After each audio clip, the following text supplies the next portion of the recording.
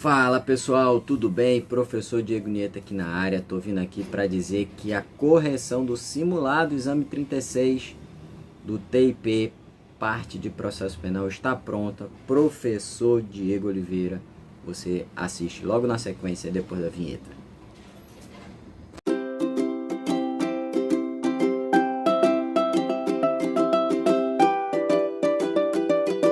Meu time de campeões, prazer, meu nome é Diego Oliveira, eu sou responsável pela disciplina de processo penal aqui no TIP-OAB. Em primeiro lugar, sejam bem-vindos ao TIP-OAB, né? Eu sou da casa, fui aluno, agora sou professor, super recomendo. Vamos proceder com as questões do simulado da disciplina de processo penal. Tanto no simulado quanto na sua prova, as questões de processo penal elas estão do artigo 64 ao artigo 79. São 6 questões, são 6 pontos que garantem a sua aprovação. Pode confiar. Nós filtramos as questões baseadas nos últimos exames, né? E filtramos as questões com assuntos mais recorrentes no exame da ordem, que é o mais importante, né? Então vamos lá, a questão 64. Durante uma festa em uma casa noturna, Michele se desentende com sua amiga Flávia e lhe desfere um tapa no rosto, causando-lhe lesão corporal de natureza leve. Flávia então se dirige à autoridade policial e registra o fato, manifestando expressamente seu interesse em representar contra Michele, tendo em vista a natureza da ação penal pública condicionada à representação. A questão está alertando, a questão faz isso, o enunciado ele tem que fazer isso. Fim do procedimento policial, os autos foram encaminhados ao juizado especial competente e o Ministério Público, por sua vez, por ser o titular da ação penal, nesse presente caso, apresentou proposta de transação penal a Michele, que não aceitou. Após o oferecimento da denúncia, pelo parquete, pelo Ministério Público, Flávia se diz arrependida e manifesta ao seu advogado o interesse em se retratar da representação oferecida, destacando que ainda não foi recebida a inicial acusatória. Repito, Flávia se diz arrependida e manifesta, vejam só a questão, voltem lá um ponto, até o último ponto agora. Após o oferecimento da denúncia pelo parquete, Flávia se diz arrependida e manifesta ao seu advogado o interesse em se retratar da representação oferecida, destacando que ainda não foi recebida a inicial acusatória. O X da questão está aqui. Considerando os fatos acima narrados, você, como advogado de Flávia, deverá esclarecer que: letra A representação será irretratável na hipótese por já ter sido oferecida a denúncia. Perfeito. Baseado em quê? Bota aí do ladinho, artigo 25 do Código de Processo Penal. O que é que diz o artigo 25 do Código de Processo Penal? Estabelece que a retratação da representação, ela se limita até o oferecimento da denúncia. O que é a representação? Vocês já sabem. A ação penal pública e condicionada, o Ministério Público, após formar sua opinião de delito, que é sua opinião sobre o delito, ele pode ou não oferecer a denúncia, né? Depois que ele forma a sua opinião de delitos, em crime de ação penal pública incondicionada, ele deve oferecer a denúncia. Certo? Perfeito. Ação penal pública condicionada à representação é uma ação pública igual. O que difere a ação penal pública condicionada à representação é que ela existe um requisito de procedibilidade. Então, a representação nada mais é do que um requisito de procedibilidade.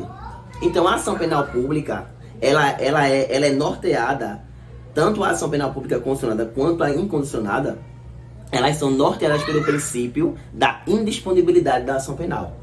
Então, o Ministério Público ele é o titular da ação. Após ele oferecer a denúncia, ele não pode mais desistir da denúncia, da persecução penal, melhor dizendo. Então, o que você tem que entender a questão, não é decorar que até o oferecimento da denúncia, não.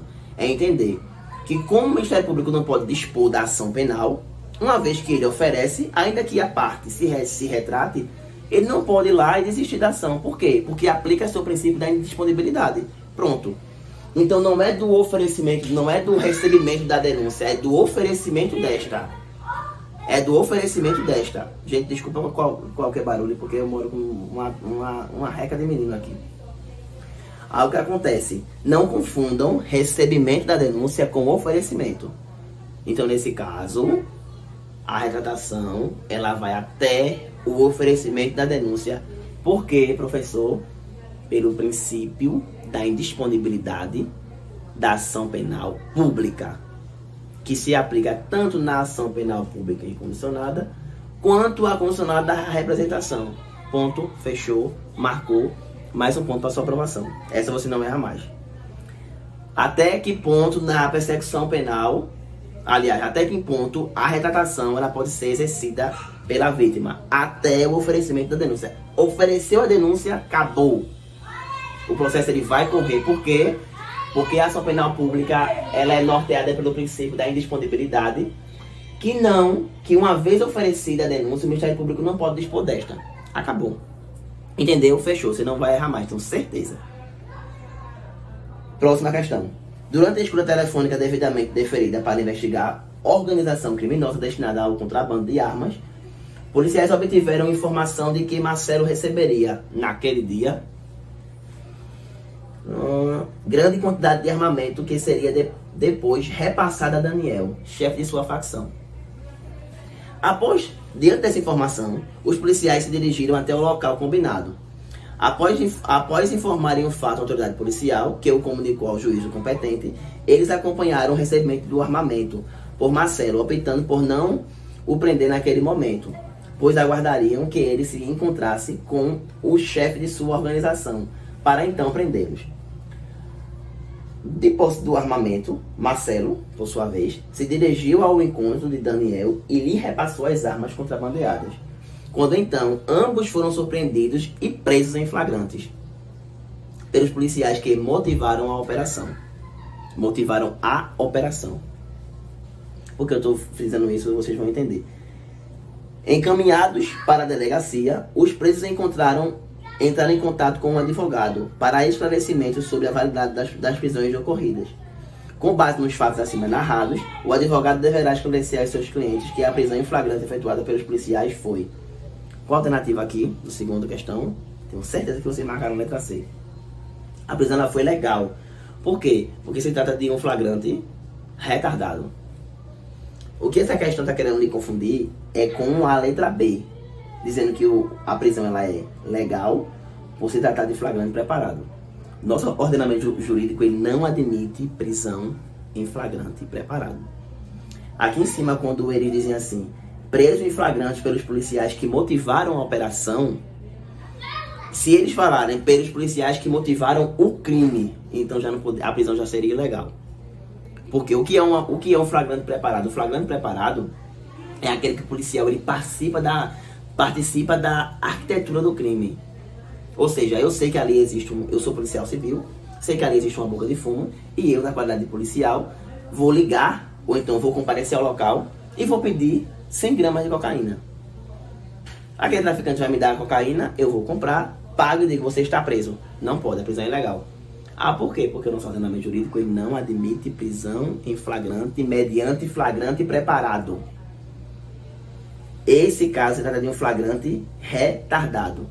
Por quê? Porque ele chegou no momento do crime, só que, veja só, a fundamentação desse flagrante está na Lei 12.820, precisamente no artigo 8º, que é a Lei de Organização Criminosa. Se eu errar o número, você já sabe qual é a lei. Previsto também no artigo 52, inciso 2º da Lei de Drogas, e está também no CPP, artigo 301 ao 310. Anotem. No momento que o policial ele viu aquele bandido, já tinha tido uma interceptação telefônica antes. Então ele já sabia que saindo dali, ele iria encontrar com outro chefe da facção. Então, até aquele momento, ele ainda encontrava-se em flagrante. Então, o que aconteceu ali foi um retardo da prisão em flagrante. Mas ele ainda estava em situação de flagrância. Eu não posso simplesmente ver que ele cometeu o crime, o policial ir embora e voltar amanhã. Isso aí não vai configurar a prisão em flagrante. Não confundam. Um flagrante retardado é nas hipóteses que está nesse artigo. Anotem artigo 8º da Lei de Organização Criminosa, artigo 53, inciso 2, 53, inciso 2 da Lei de Drogas, e artigo 301 a 310 do CPP. Se caso estiver errado, vocês vão lá no Instagram, @DSMOliveira, e me pergunta que eu dou uma checada. Ok? Alternativa I, letra C. Próxima questão. Ricardo foi pronunciado pela suposta prática de crime de homicídio qualificado. No dia anterior à sessão plenária do Tribunal do Júri, o defensor público que assistia a Ricardo até aquele momento acostou o processo à folha de antecedentes criminais da vítima, materiais jornalísticas e fotografias que poderiam ser favoráveis à defesa. A defesa do acusado. O Ministério Público, em sessão plenária, foi surpreendido por aquele material, do qual não tinha tido ciência. Mas o juiz-presidente manteve o julgamento para a data agendada e, após o defensor público mencionar a documentação acostada, Ricardo foi absolvido pelos jurados. Em 23 de 10 de 2018, na terça-feira. No dia 29 de 10, o Ministério Público apresentou recurso de apelação, acompanhado das razões recursais, requerendo a realização do novo júri, pois a decisão dos jurados havia sido manifestamente contrária à prova dos autos.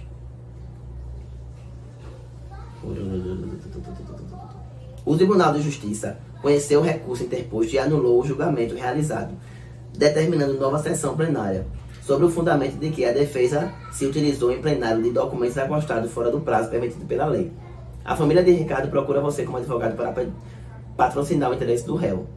Considerando as informações narradas, você, como advogado de Ricardo, deverá questionar a decisão do tribunal sob o fundamento de que? Nessa questão, a alternativa certa é a alternativa C. Mais uma vez, né, gente? Que diz, não poderia o tribunal anular o julgamento com base em nulidade não arguída, mas tão só reconhecer, se fosse o caso, que a decisão dos jurados era manifestamente contrária à prova dos autos. Existe a soberania dos veredictos. Tribunal Júri, o que é a soberania? É que o que os jurados decidirem, em regra, é inexorável, não pode ser derrubado.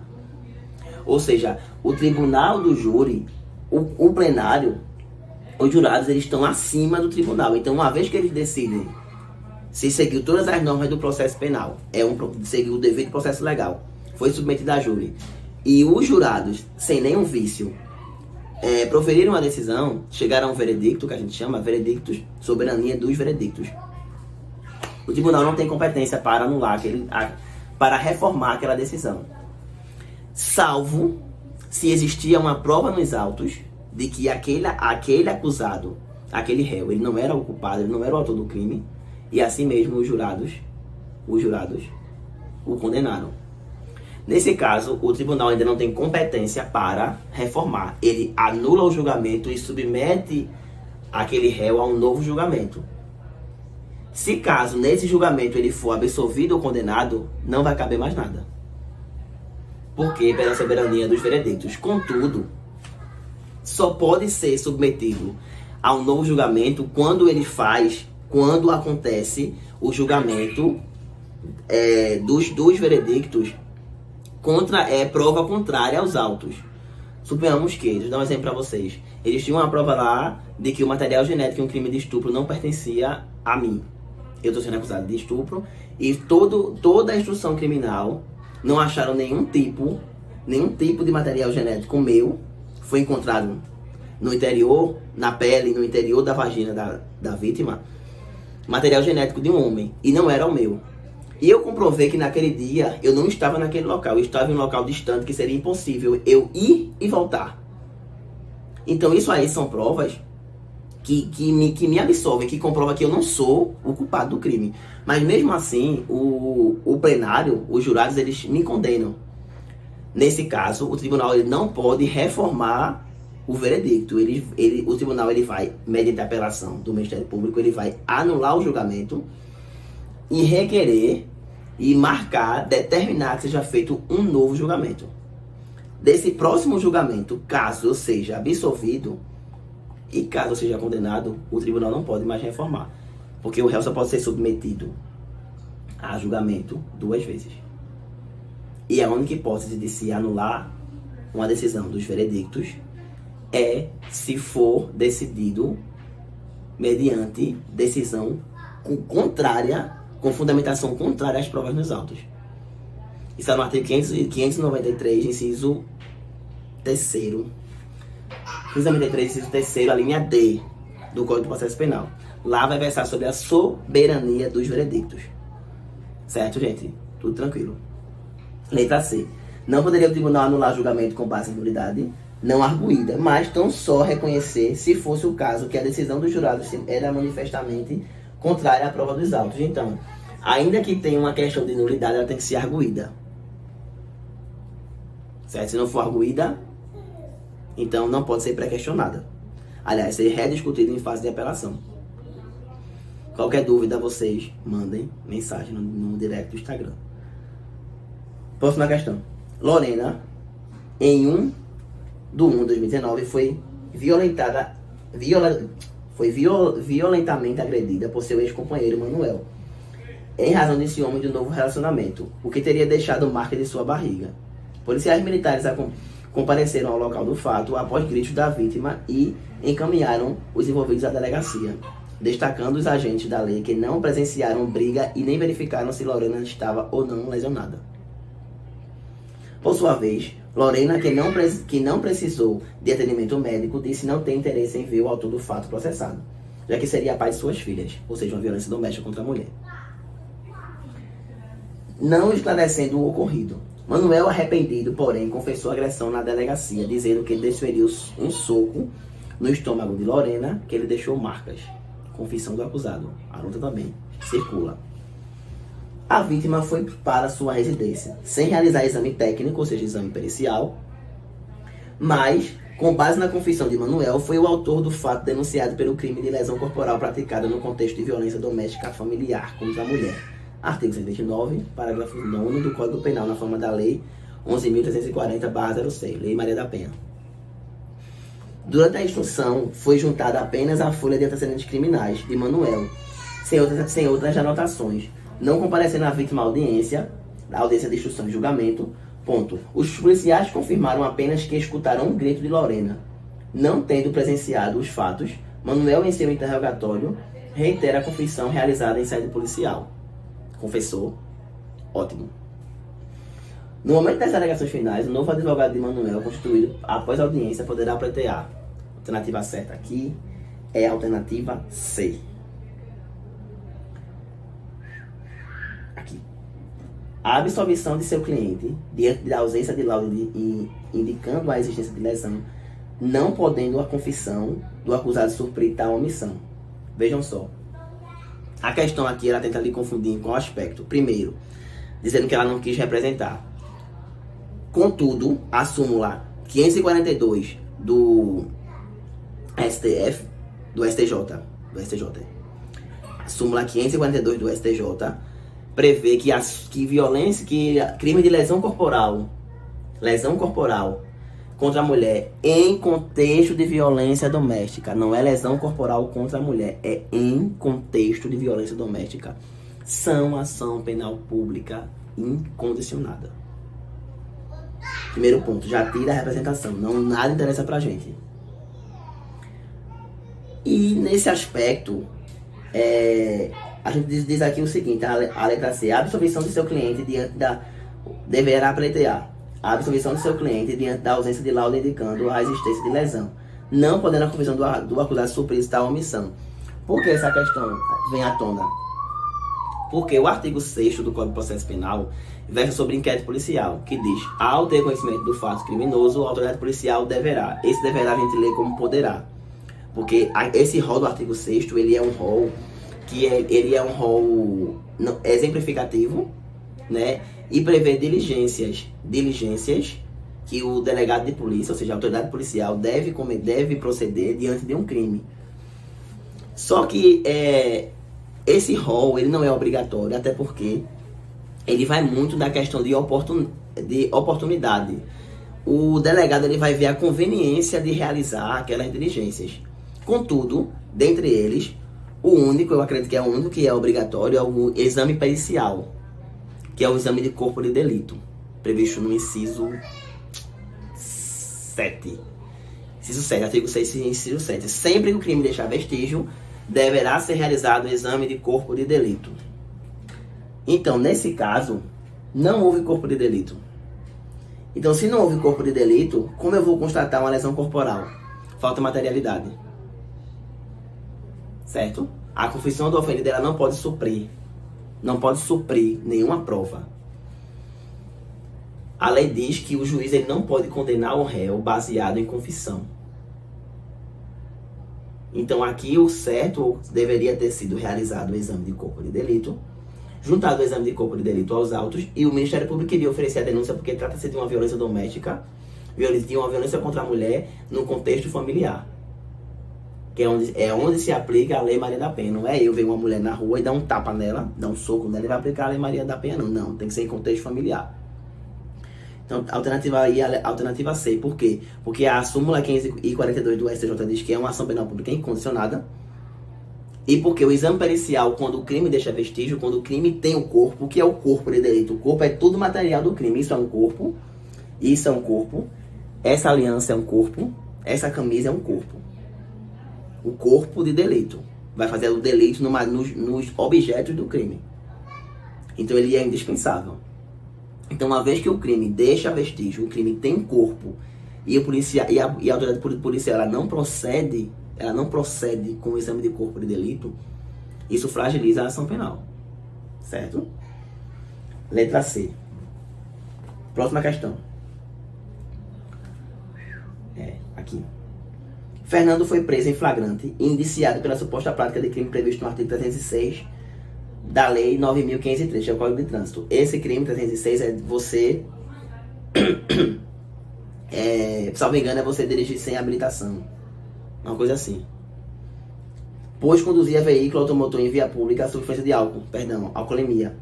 O magistrado competente, ao analisar o auto de prisão em flagrante, concedeu a liberdade provisória, aplicando a cautela de suspensão da habilitação para dirigir veículo automotor.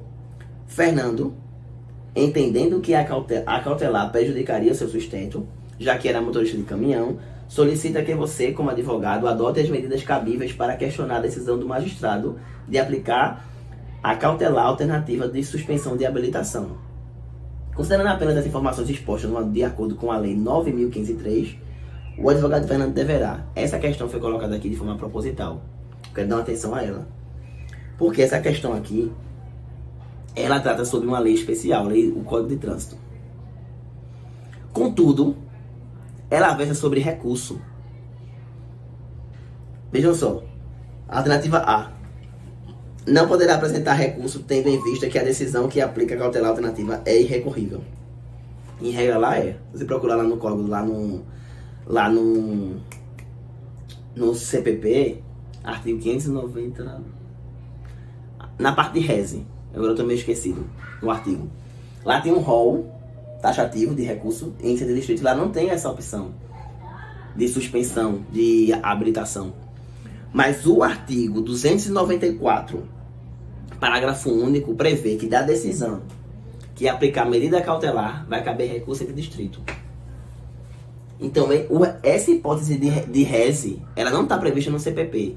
Ela está prevista no Código de Trânsito Brasileiro, no CTB. Então veja que essa questão ela foi aplicada no 33, certo? E foi uma questão muito bem elaborada. Tenho certeza que muita gente errou essa questão. Por quê? Porque é uma hipótese de recurso entre distrito, que não aborda uma das hipóteses previstas no Código de Processo Penal. Ela prevê uma hipótese de recurso entre distrito prevista numa lei extraordinária, em outra lei federal. Então é por isso, isso é a importância do estudo amplo. Se for estudar res, você vai estudar doutrina, você vai estudar hipóteses, exceções, porque em regra só vai ser cabível recurso sem distrito das hipóteses que estão previstas no artigo 500, deixa eu confirmar o artigo aqui, previsto no Código de Processo Penal. Então, nesse caso, um aluno que não estudou de uma forma mais ampla, que se prendeu ao artigo, à letra fria da lei, que não pode estudar direito processual penal, nem direito penal preso na lei, porque existem muitas súmulas que prevêem matérias de ordem processual, que é o caso da súmula 542, que prevê a ação penal pública incondicionada nos crimes de ação penal, nos crimes de violência, de lesão corporal contra a mulher no contexto familiar. Então, assim, é uma questão extremamente importante. 581, gente. 581. Travessa sobre reze. Tá lá um rol taxativo. admite-se a interpretação extensiva? Admite-se. Admite-se. Aliás, por analogia. Mas você fica preso que é só o que está naquele rol. Isso aqui é uma exceção. Então, de acordo com o artigo 294, parágrafo único do CTB, cabe recurso do distrito para a decisão que suspender a habilitação, que é aplicar medida cautelar diversa da prisão, num contexto de crime de trânsito. Certo? Podem ver. É o que a gente chama de norma híbrida. Ela versa sobre direito material e versa sobre direito processual. Porque o CTB é matéria de direito material, mas prevê a possibilidade e a adequação de um recurso já existente. O CTB não criou um recurso novo. Ele pegou um recurso que já existe, né, o princípio da taxatividade, perdão, e adequou por uma analogia, por uma aplicação analógica, o recurso de inocente distrito a uma decisão que não está prevista no artigo 581 do CPP. Então veja o nível que a FGV chegou para elaborar uma questão. Então essa questão aqui é de se assustar. Acredito que muita gente errou. Mas assim, eu ainda vou vos dar um bizu. Recurso é o seguinte: como é que você grava recurso? Se o recurso teve sentença, vai caber apelação ou embargo de declaração. Foi antes da sentença, cabe rese ou não cabe nada. Se não couber rese, vai caber mandado de segurança, vai caber habeas corpus, mas não vai caber apelação. E se for na fase de execução, cabe agravo em execução. Então, se você pegar esse bizu, você ia marcar a letra C. Poderá apresentar recurso entre distritos. Ainda que você não lembrasse das hipóteses previstas no artigo 581 do CPP, você iria lembrar que, se foi antes da sentença, se foi uma medida cautelar, ou cabe recurso entre distrito, ou ela é irrecorrível. Então aqui as duas alternativas que os candidatos marcaram, tenham certeza, ou foi a letra A, ou foi a letra C. Certo? Continuemos para a última questão. Magda é servidora pública federal. Essa aqui também é fantástica, essa questão aqui. Competência concorrente. Competência não, perdão. Legitimidade concorrente. Magda é servidora pública federal. Só um minuto.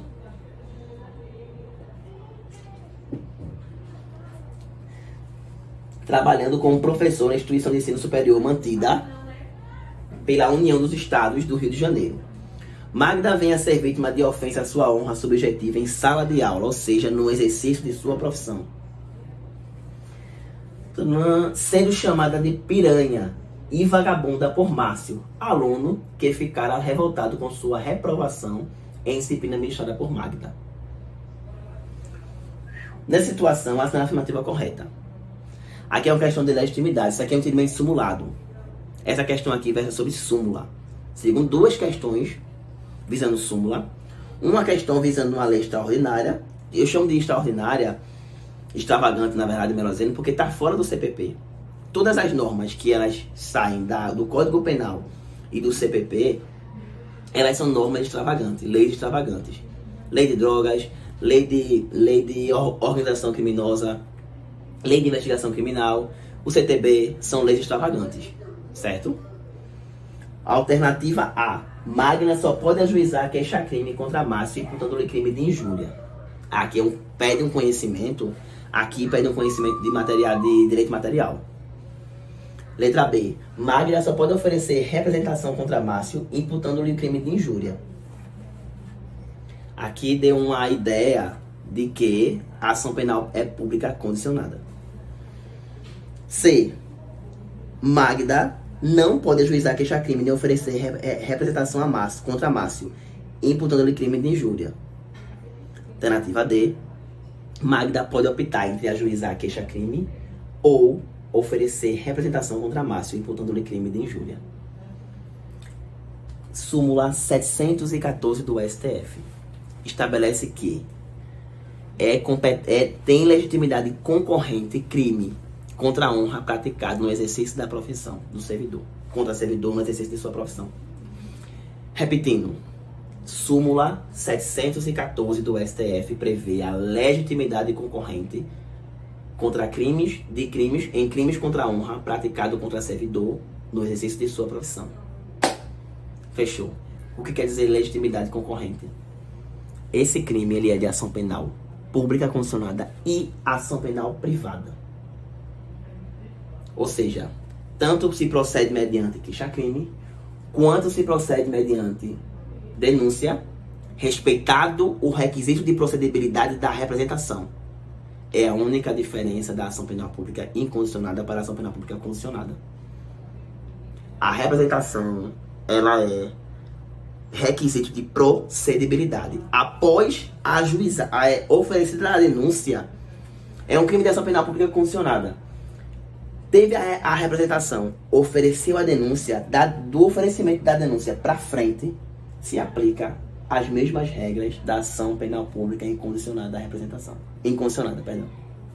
Fechou. Então, entendam. Se o crime é de injúria, se o crime é de calúnia, se o crime é de difamação, ou se o crime é de qualquer natureza que ofende a honra do servidor público e ele está no exercício de sua profissão, preste atenção. A súmula 614 do STF diz que a legitimidade para a população ela é concorrente. Ou seja, essa ação penal vai se proceder mediante queixa ou mediante denúncia. Queixa pelo querelante, denúncia pelo Ministério Público. Após preenchido o requisito de procedibilidade, que é a representação. Fechou. Aqui nós respondemos 6 questões, que são 6 que estarão na prova de vocês. O gabarito é A, C, C, C, C e D. Certo? Questões aí baseadas em norma processual em sua totalidade, com questões que versaram sobre normas previstas no CPP, normas previstas em súmula, tanto do STF como do STJ, e leis extravagantes fora do nosso campo, fora do nosso CPP. Então, foco. Leiam a lei, leiam súmula, revisem conteúdo, façam questões, que para dar um finzinho aqui, existem 3 formas da gente aprender. Existe o aprendizado mediante um trauma, o aprendizado por repetição e o aprendizado quando você cria uma ideia lógica na cabeça, que já é um estágio bem avançado. É pelo o conhecimento lógico. A por repetição é quando você repete e você não esquece mais. Que é o quê? Fazer questões. Fazer revisão. É o meio de aprendizagem por repetição. Segundo modo, a traumática é quando você erra. Quando você erra em uma audiência sendo um advogado, quando você erra numa questão fazendo simulado ou fazendo uma prova de concurso ou OAB, que é o nosso caso. E existe a formação da lógica. O que é a formação da lógica? A lógica é o seguinte: eu não vou decorar que a representação ela é irretratável após o oferecimento da denúncia. Eu vou entender que a ação penal pública condicionada à representação, ela é uma ação penal pública que é norteada por todos os princípios da ação penal pública. Então, a ação penal pública incondicionada, ela se difere da ação penal pública condicionada à representação, porque nessa aqui existe um requisito de procedibilidade, que é a representação. Aí por que a retratação ela só vai até o oferecimento da denúncia? Por quê? Após o oferecimento da denúncia, se aplica na ação penal pública condicionada à representação, se aplica o princípio da indisponibilidade, ou seja, o Ministério Público ele não pode desistir da ação penal. Depois que ele oferece, ele tem que prosseguir com a persecução penal até o fim. Então, eu vou entender que depois que eu oferecer a denúncia, eu não posso me retratar, porque o Ministério Público ele não pode desistir da ação. Então, ainda que o Ministério Público acate essa retratação após o oferecimento da denúncia, o juiz não vai arquivar o processo, não vai extinguir o processo. Porque em respeito ao princípio da indisponibilidade da ação penal. Fechou. Então tem que fazer esse caminho lógico. Se for para a prova decorando artigo, não, tem que entender a lógica. Não pode e o porquê não pode. Posto isso, eu fecho. Grato. Se você chegou até aqui o final da correção, é porque você gostou da aula, é porque você vai ser aprovado, igualmente a todos, que assim eu espero. Estudem, continue fazendo questões, foque no que você é bom, não seja derrotado, não seja surpreendido na prova naquilo que você é bom, entenderam? Bons estudos, boa prova e a gente se vê por aí, tá? Vocês vão fazer segunda fase em trabalho, aqui com o TIP vão ter aulas magníficas com o professor Diego Nieto e a gente vai sempre estar se encontrando, seja no corredor dos fóruns ou seja em lugares aleatórios, mas eu tô torcendo por vocês, meus votos de positividade, foco, não briguem com a prova, respirem e vão buscar o que é de vocês, que a aprovação já é certa. O momento da prova é para formalizar. Um beijo, um abraço, fiquem com Deus, estudem e boa prova!